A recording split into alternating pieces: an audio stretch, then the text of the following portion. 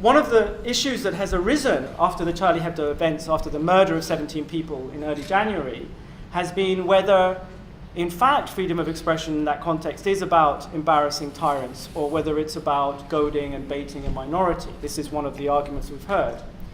We've heard the slogans on the news. We've heard people talking about freedom of speech being a right, but then lots very quickly after saying, but it's not an absolute right, there are limits. We've heard people talking about rights having to be accompanied by responsibilities, but then quickly afterwards saying, but that doesn't mean that people should die because they have failed in those responsibilities. I think really laïcité, in a nutshell, is following the law of 1905, which was voted in France. France is a republic, that's the nature of the regime, and that's a laic regime. France is not Catholic officially, it's laic, which means state on the one hand and religions, all religions are separated. French people at large, citizens, anyone going to France and living there ought to be free to live their religion, to worship whatever they want, and also free not to believe, of course. The rule of law should ensure that we have safe environments.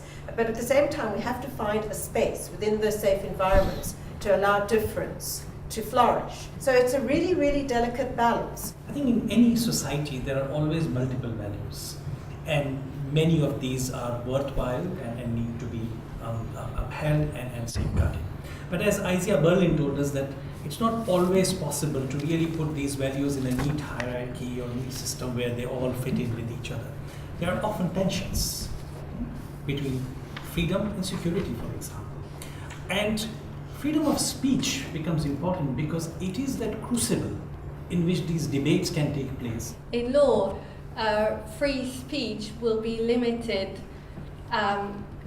once the speech has occurred, so that the context can be assessed. So it will be repressive after the event. But what is happening now on both sides is to try to preempt speech altogether. I think feelings of offence are too thin a justification for legal prohibition. There is no right not to be offended. There is no right not to be exposed to beliefs other than one's own. My personal view is that in light of the ambiguities of the images, I think, and cartoons, I think that they should have been allowed. Do you think that given that images seem to have such power, with that power comes some kind of responsibility on the part of the image maker?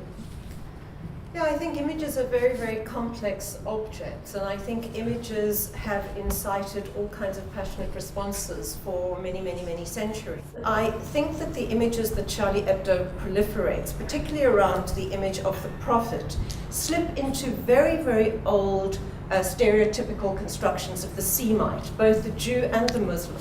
When Charlie Hebdo started to do that commemorative issue with the putative image of the prophet crying. And there's a kind of slippage, a lack of, I think, understanding of what is being constructed in this image like that. How do we know what the prophet looks like? Why should the prophet actually look like this kind of weird, swarthy creature? This is what Edward Said called Orientalism.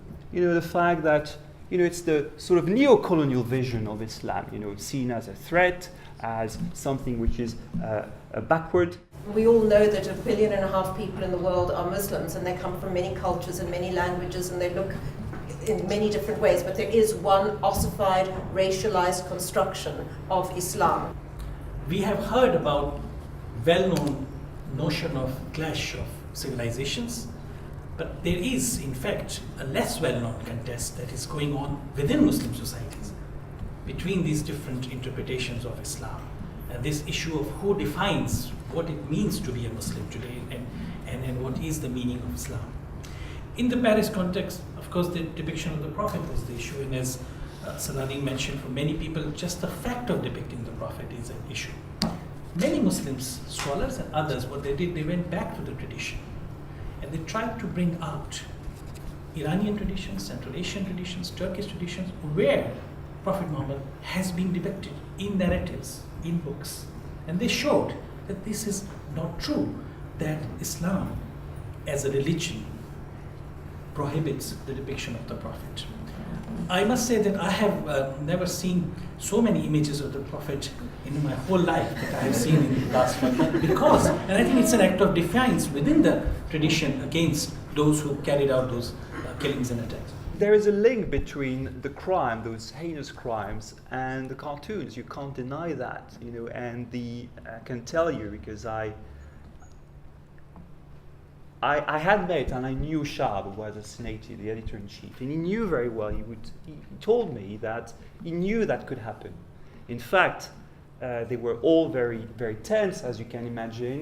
They were under police protection, day and night, and a lot of people I heard who knew them were, in a way, of course, horrified, but at the same time, they were a bit surprised that it hadn't happened earlier. You know, people, friends of mine, were all out there, candlelit visuals, etc. That was a moment of real kind of startled grief before anybody had actually kind of accommodated themselves to what the implications of what this event were. But then it didn't take 1 or 2 days before the politicians hijacked the whole event, and that absurd, lineup of people. And their laughable participation to the march. You all remember Exactly. heads of states, I would say, a good fraction of them having nothing to do with democracy and pluralism and liberty of speech being there, parodying. That was really off-putting. A lot of French people were really off-putting. I think that offended people, and then I'm sure you've all seen the cover of Private Eye from last week, Je suis charlatan. I wish I would have bought my copy, but I forgot. Because there they all were, Netanyahu pushing the poor president of Mali out of the way, and everybody else shuffling for position, and at the same time, as you say, all these new repressive laws that are coming in all over the world. So I think that was a kind of weird political miscalculation, because, except for maybe those who are the most gullible, how can one believe in the rhetoric of free speech after that kind of really, really naked political manipulation of a human tragedy? If the argument is that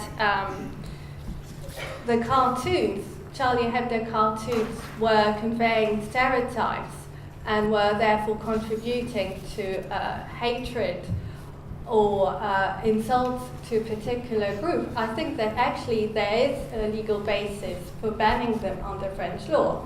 But if the argument, as I have heard it, is that any depiction of the Prophet should be banned, then I think it's really closer to blasphemy law. And I think that the end result would actually be a loss for religious freedom. On the one hand, what people are trying to do is to persuade their own fellow believers the need for tolerance by going back to the tradition, bringing out stories, anecdotes, injunctions which are about tolerance.